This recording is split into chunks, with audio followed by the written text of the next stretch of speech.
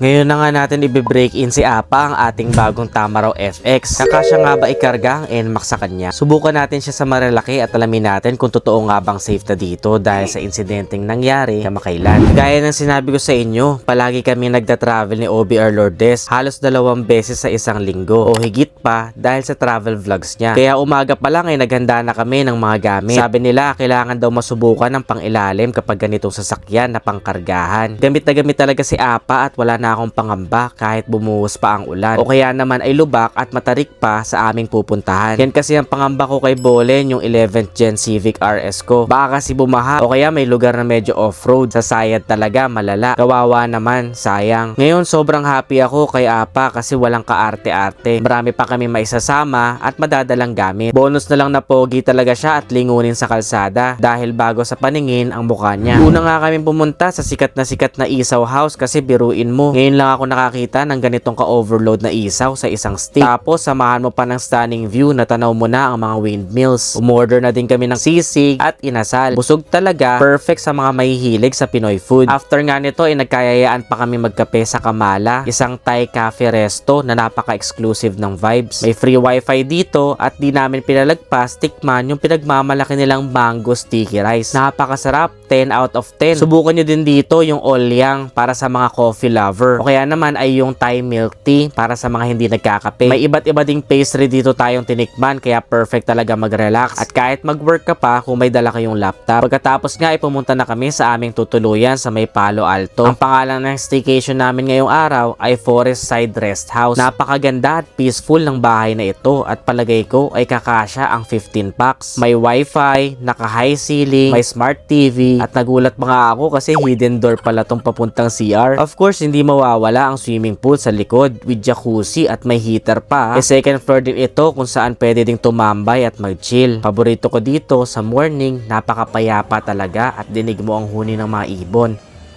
May billiards pa. Kinabukasan nga ay kailangan na namin umuwi. Napakabilis talaga ng oras no kapag masaya ka. Dahil sumunod lang na nakamotor ang mga kaibigan namin na si Cams and Rani Vlogs ay naisipan namin na isampa na ang NMAX nila kay Apa para masubukan na din talaga kung kakasya.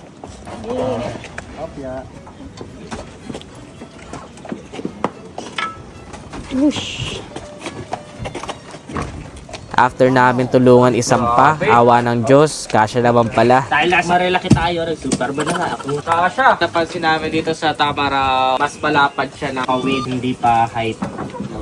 Yun, kayang-kaya. Center stud. O lapad niya pag ano. Kaya pag sumakay ka, luwag ng legroom nung passenger mo dito. Pero yung height, yan, kagaya niya kapag